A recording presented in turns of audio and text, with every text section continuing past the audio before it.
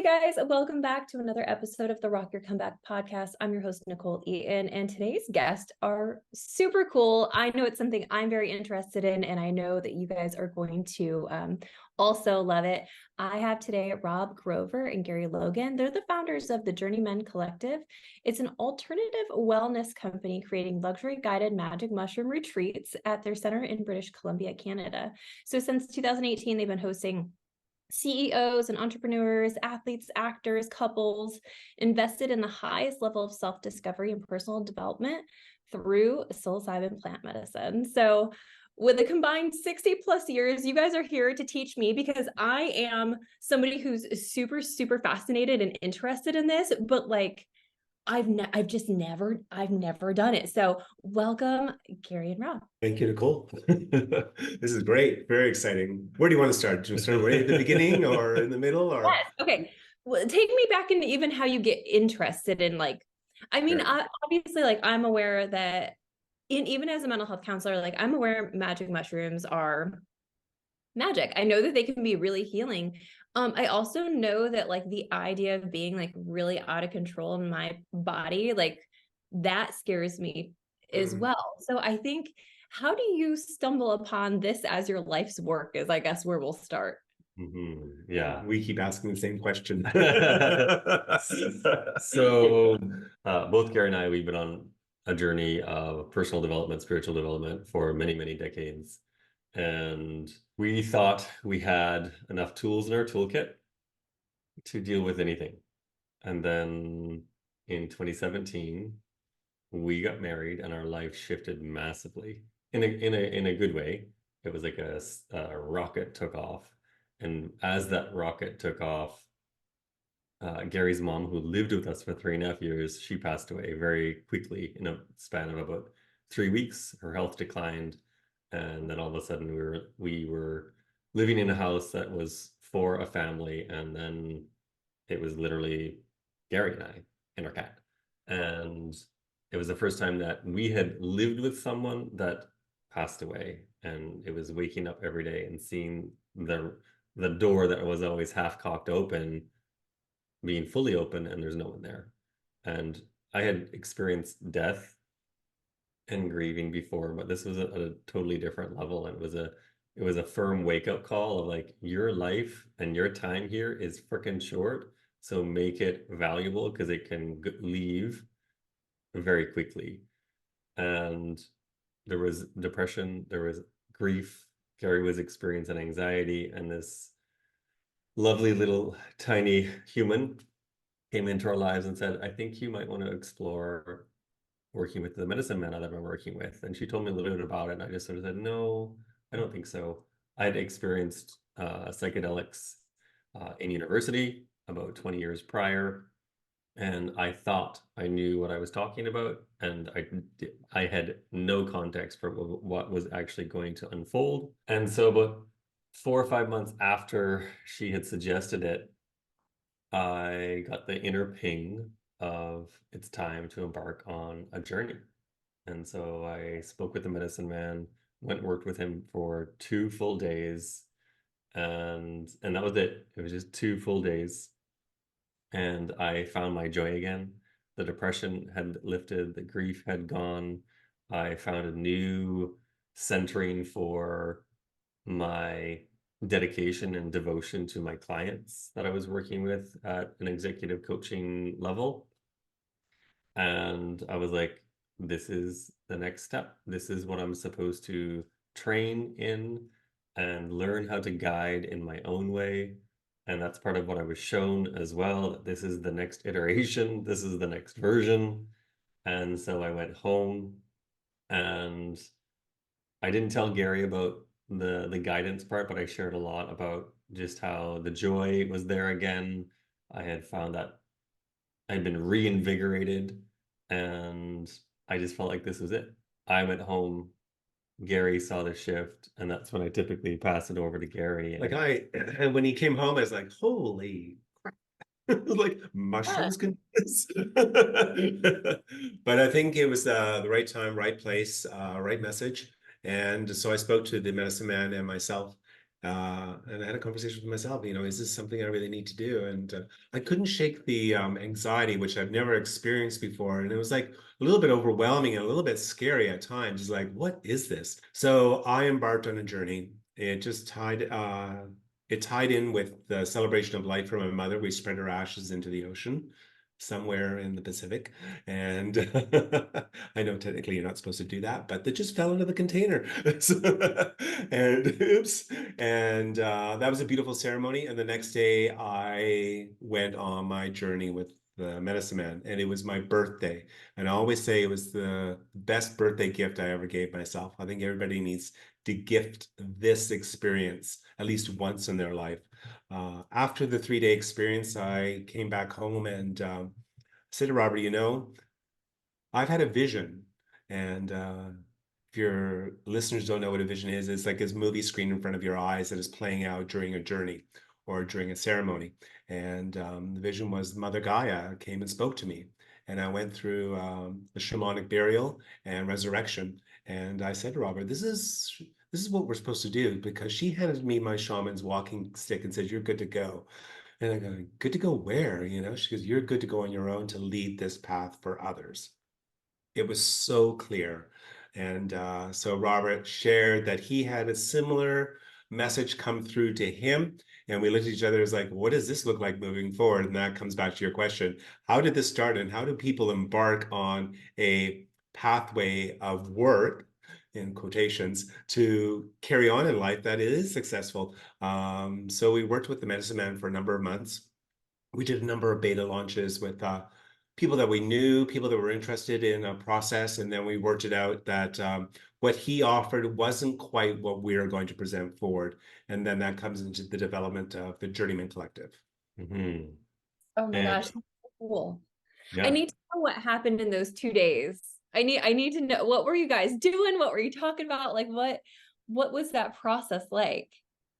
Yeah, we love to share, but the thing is, it depends what your listeners are like with you. If you've had no experience of a sort of, we'll call it a psychedelic journey, it's hard to put it into context. Because each person receives their own unique data set. Mhm. And the thing is, we had a vast experience of meditation and an ability to go into stillness. So when at the top of our call today, when you were speaking about you're afraid of losing control, and people have been imprinted with this idea that you're going to be running around like crazy and you're not going to be able to control your body. You're going to be running into walls and you're going to lose your mind. And that's not what it's like at all. So if I can paint an image in your listener's mind of what does a ceremony actually look like, you have ingested magic mushrooms with intent, with respect for the medicine, and with guidance.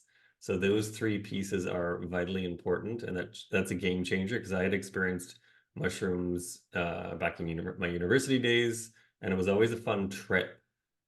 This was a journey of going inward, and I just intuitively knew to lay in stillness. So I was still for many, many hours, and I was in deep contemplation. My eyes were closed for the most part, and I was essentially shown a lot of different TV episodes, shall we say, different inner visions and different experiences. And some of them dealt with ancestral trauma. Some of them dealt with basically what I would call a rebirthing of who I am and that new version of me. So there's a deep clearing of old ideas, old energies, but also an amplification of different habits that you might be exuding out into the world. So it'll highlight different things that, like, it's basically showing you in a spotlight of, hey, look at this habit, look at this way of you're operating in the world. And as a function of that, you get to make a choice after the ceremony to actually make a change or not. And so with that whole highlighting and dissolving away of the old, that's where new space is created within self to, it's almost like the onion of the human being, maybe not the greatest analogy, but it's like getting rid of the old skin so that the new skin can come forward. And that's what life and growth is all about. So the mushroom itself, it's a mushroom that grows in the forest. And what does it do in the forest? It decomposes that which is no longer necessary in that ecosystem. So when the human ingests it, it highlights and decomposes that which is no longer necessary for you. And we don't live in a culture now that allows us to go through, I would call initiations. I'm not talking about hazing rituals. This is initiations whereby you've gone through a chapter of your life, that chapter's ended, and now we're going to clear out the baggage from that so that you have room to move forward and create that new version of you in that next chapter of life. So from what I'm understanding, that you can have this journey that you go on, but you still have to come to the end and make some choices, right? Okay. Yes, totally. Yeah. It's not just coming in for an experience, because there's plenty of opportunity to do that out in the world. We're totally different. Where you're coming in, it's going to be work, and there is homework. And it comes down to whether you're able to make that choice to say, yes, I'm willing to shift out of the way I was living to create my true path forward in life. And again, to create an image in your listeners' minds with the Journeyman Collective, you're given a unique data set of experiences that we teach you how to weave, or in the case of something that doesn't serve you, unweave that experience out of your life, but weave the brilliance into your life. So it's taking all of those different experiences, and we say that when you work with us, you may only ever come on one journey in your whole entire lifetime, and you're given enough data and information to use for the rest of your life. And we teach you how to touch back into that data set, into that experience, and continue to implement and integrate the experiences into your life. So you're almost mining the data that you've received, and you're unzipping those files continually for your own growth. And it's typically applied into one of three avenues, or all three: life, love, and business. And all three of those are connected to your relationships. So as you relate better and more clearly to you, because you've given yourself that time to clear out the old, then you are more aware of what's potentially going on with someone else. You have greater clarity, greater awareness and attunement to what they're saying, what they're not saying, and your relationships will change. Because you've been vulnerable with yourself and allowed yourself that time to be vulnerable, you will have a greater capacity to be vulnerable with others, to ask those potentially hard questions that you would have skirted around previously. And it's a game changer for your relationships, and it shifts, like, people that may be on the brink of divorce or just having problems with their spouse or their children, and they don't know how to relate to their children. And yeah, it's an absolute game changer. I mean, it almost sounds like too good to be true on some level, right? Like, I hear you say I'm going in with all this anxiety and depression, and I'm coming out feeling like the most joy. And what are the downsides to it, if there are any? Silence. The downside is when you come in with too many questions, too much anxiety, too many maybe fears still coming out. We try to prepare you as much as possible to release the fear. And when you come to the center of the Journeyman Collective, you're in a space that is safe, and for you able to just rest into self. So the downside is there's always something that happens. It doesn't matter whether it's a down or an up. It is what it is. And then you get to work from that point of reference. Yeah, I think the downside would be that if you're coming into this with a preconceived notion that this is going to be the silver bullet and it's going to fix me once and forever, and I'm never ever going to have to look at myself, I'm never ever going to have to self-reflect, I'm never going to have to take responsibility for who I am, that's where the downside comes in. However, with us, people are prepared. We get to know everyone that we work with at a very like deep level, and it's a very quick recognition that, oh, I'm responsible for, again, I'm responsible for that data set that I'm going to be given.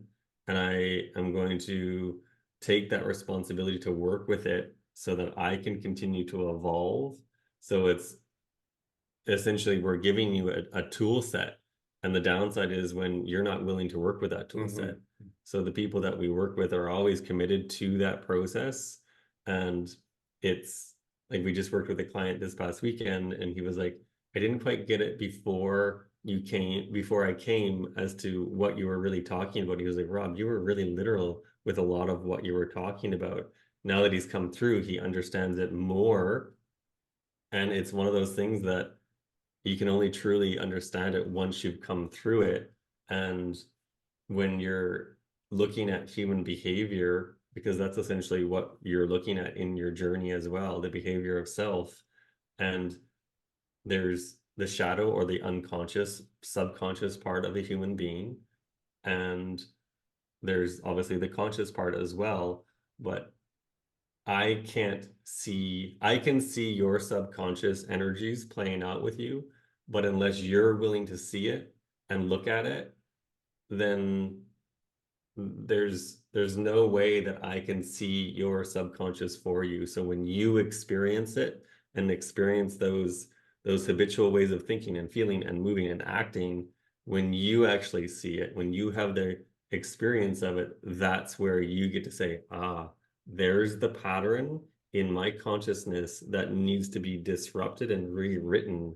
And then you become empowered to actually continue to work with it, because it's going to show up again and again. And hopefully the time that you spend in that undesirable pattern is going to shorten. And then eventually it won't even be there because you've rewritten the program of your life.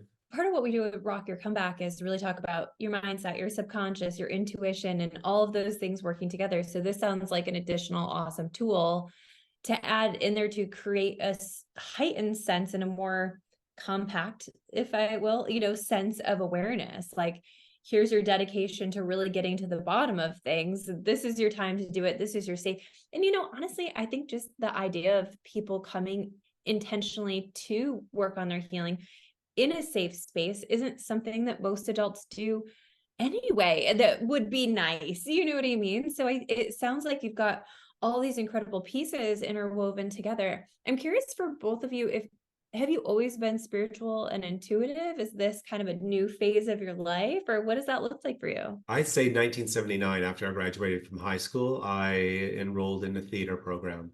If you know anything about theater, they're going to basically take away all your bad habits of unconsciousness stuff that you're doing to build the true self so you can represent any character or role as you move forward in life in theater and film. So I embarked on a 2-year journey of releasing trauma, I guess, from my father and my parents' upbringing and their teachings. We always say we are their teachers, and we do learn from them also. After that, I moved to England probably 5 years later after I graduated and went to another theater program. And in that program, I was introduced to the Alexander Technique. It's a mind-body conscious awareness training, sort of that's in a nutshell. And it works on your habitual patterns of dysfunction and looks at what can I do to move forward in life in a free, moving, clear thinking way of being. I've been teaching for 20 years and probably with the process 35, 40 years. And in that time, I did embark on metaphysical teachings at a spiritual center called Unity. And when I was introduced to the minister, we'll call him, I always call him a teacher because he delivered a lecture and not a sermon. And it was at home. This was home for me. And I understood what the message was coming about. And for probably 25 years now, I've been with that sort of thought process of metaphysical teachings. And in that time, I also embarked on a 2-year teaching program for healing touch. And that was done through Vancouver General Hospital with the nurses. So again, it was another layer of myself that I was revealing and awakening within, that I had this gift. And then I brought that all together, and through the journey process was awakening again to where we are now with the Journeyman Collective. Mm-hmm. And then for me, I was very, very scientific.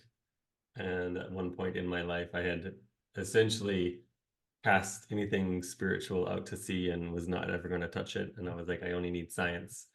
And I've done an undergraduate degree, a master's degree in science, and specifically earth sciences, and worked in the petroleum and mining industry, but always felt like it wasn't quite my place. And in 2003, I had what some would call an awakening. And in that awakening, I started to see energy around people and didn't have any context for what the heck was going on with me. And the Modern Medical Institute had no way to actually help me either. They all just said, no, there's nothing wrong with you. 2003, I found a spiritual teacher, and that's when things started to click into place. Like, oh, so she told me very point blank, you're supposed to be seeing what you're seeing. And when that happened, it was like a green light was turned on within my being. It's like, I must understand more of this. I must study more. I must learn more. And I enrolled in anything and everything that called to my heart and soul in the world of spiritual and metaphysical development. And looking back, I think both Gary and I have always been empathic.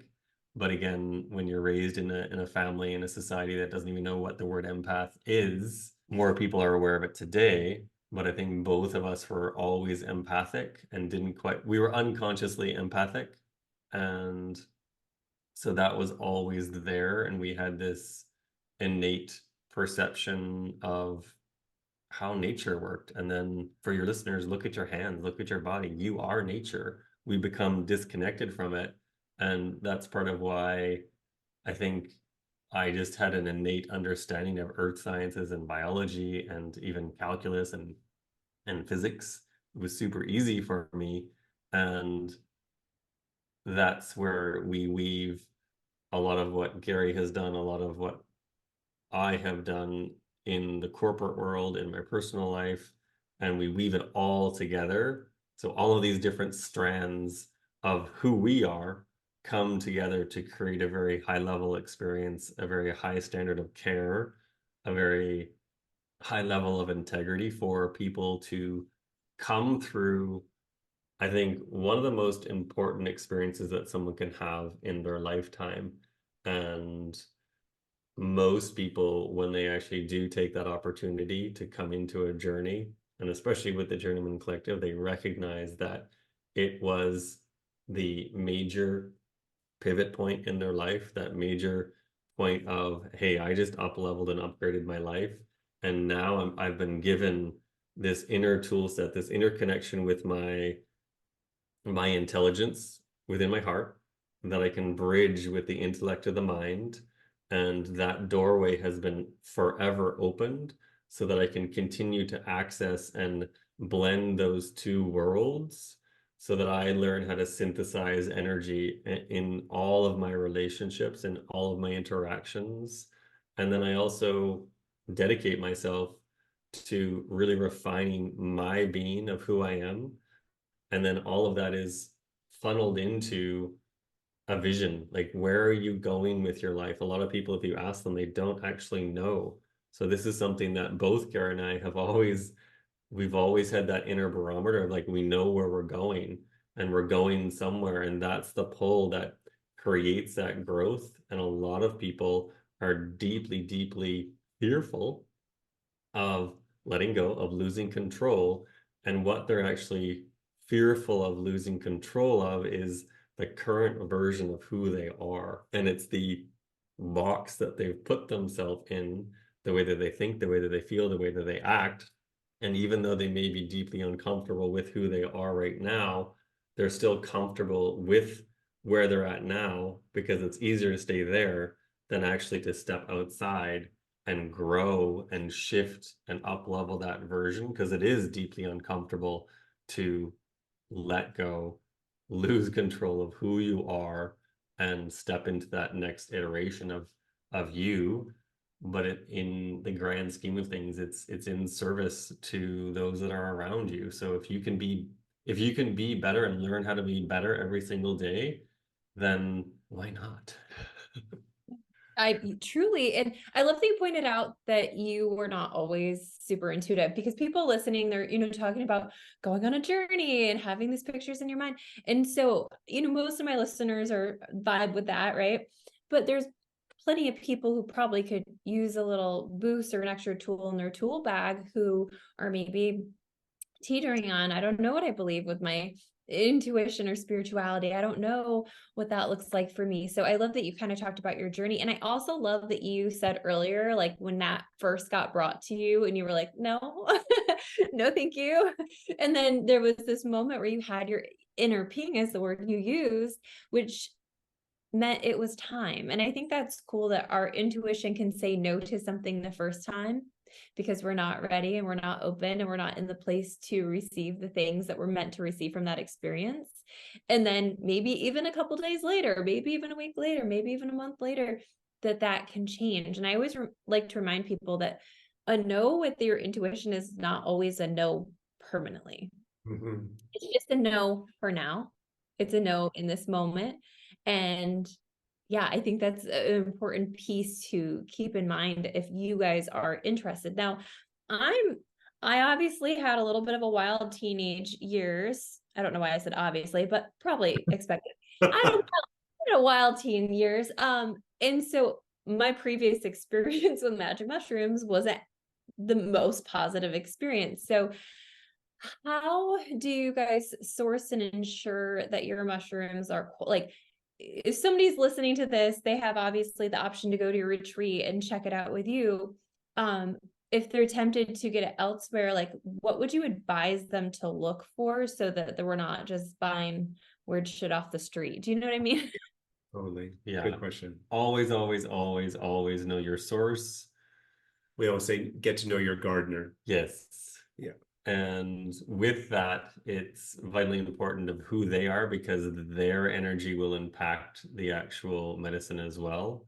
And always have a guide with you. Always have a guide with you. Always have not a sitter. I'm talking about a guide whereby they can actually help you navigate what's going on the inside, because there are Guides things. role. Pardon? Like, what would be the guide's role? So they will like, are you in this position where you're like talking out loud? Are you? It varies. A lot of the conversation will happen mind to mind, heart to heart, and we're all in silence. And the guide's responsibility is to keep the energy moving. So when someone has a bad experience, most of the time they don't have a guide with them who has awareness of energy and can feel and sense where there's stagnation or where someone might get stuck in a loop.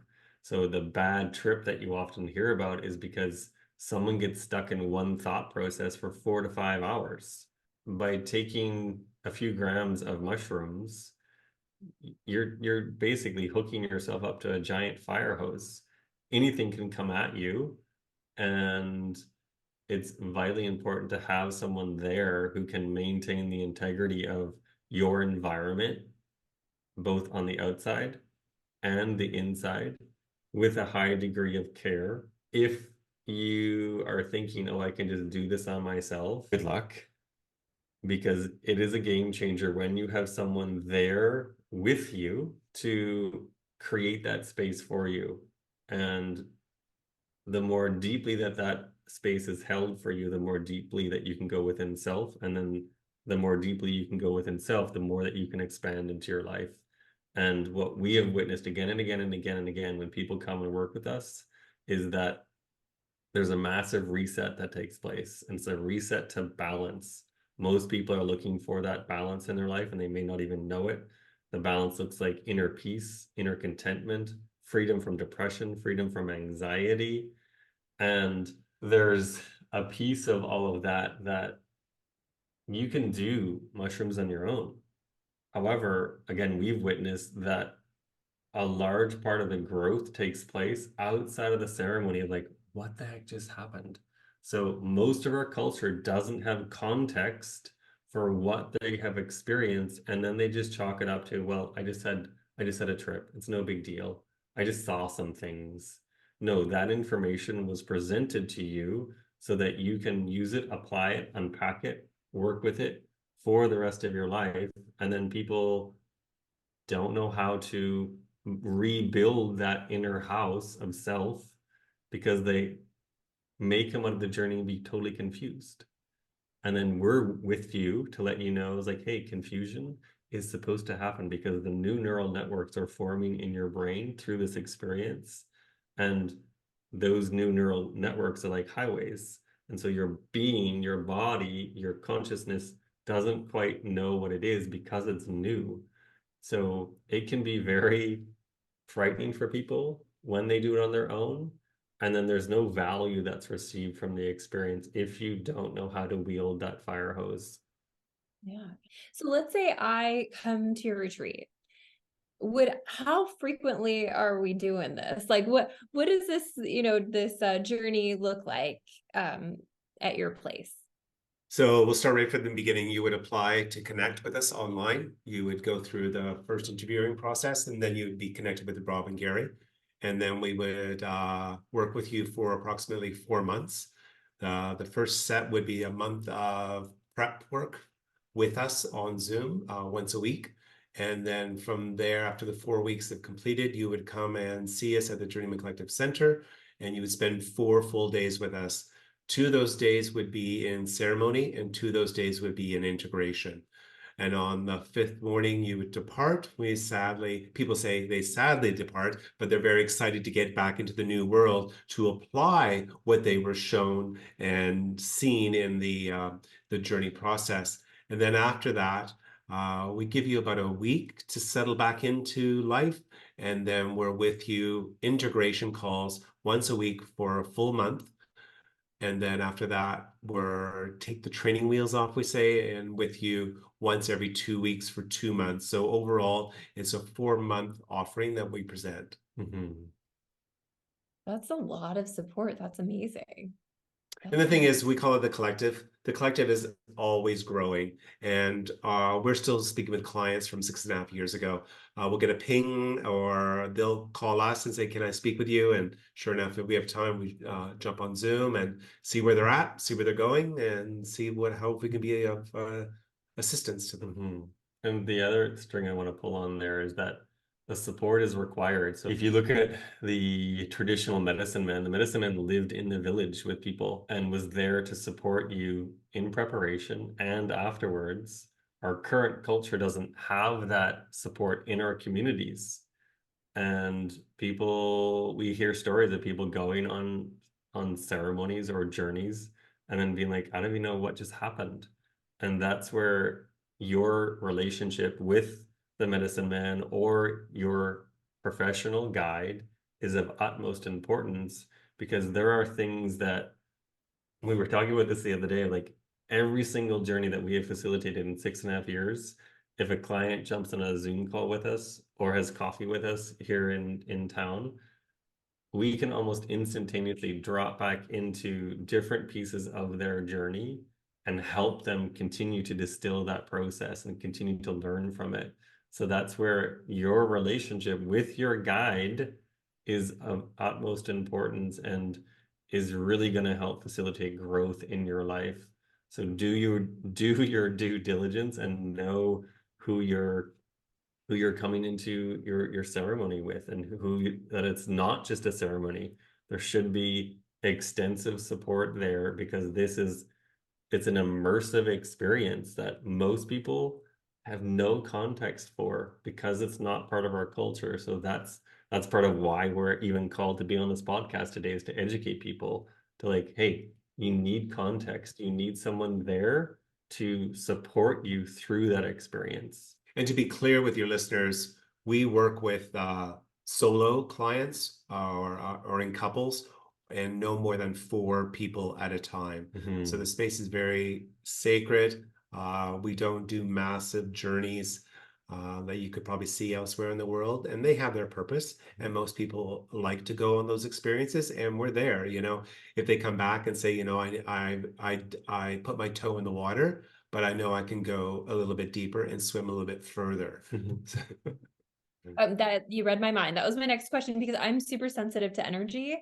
So for me, like opening my energy field even more than it's already open feels really vulnerable to me. And I'm really mindful of like who I'm around in that process, especially if other people are, clearing out old versions of themselves and heavier energies, that would be something that I would be very aware of. Perfect, because we are aware that when we're online with you, and it's not a tick box when you apply saying, "Oh, I went June 24th to the 26th, I'm going to be with you." It's not like that. We sense who you are, and then we see who is available to bring together in a group journey of 3 or 4 people. And sometimes people say, I want to go on a group journey, and then they're in the calls going, no, I want to jump back into a solo journey, and they want this process just for themselves and private. And it is a private. But when you're with us, you have your own space. You're given the space to work within it, and nobody's really polluting or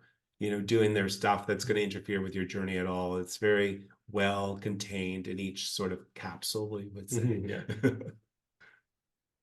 This is so interesting, and I know that the readers are going to want to come to work with you both.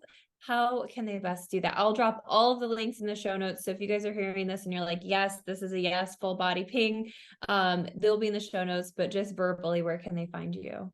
We have a great website called www.thejourneyman collective, one word, and Instagram, Facebook, all the same. It's highly important that if you do come to our website, do read as much as possible. Do your due diligence to research wherever you're going to go in the world, and really talk to the people that are going to do the ceremony with you.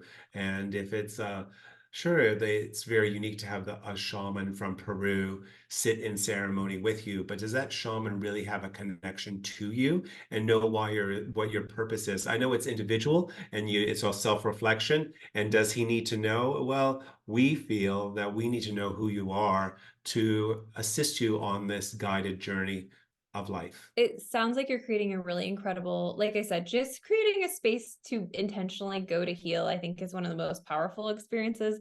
Add all of this plus your loving, compassionate energy that you both clearly have. It sounds like a really incredible tool for anyone who's listening on their healing journey. I'm really grateful. Thanks for answering all my crazy questions today. I'm so interested. I'm sure I'll be reaching out. Brilliant.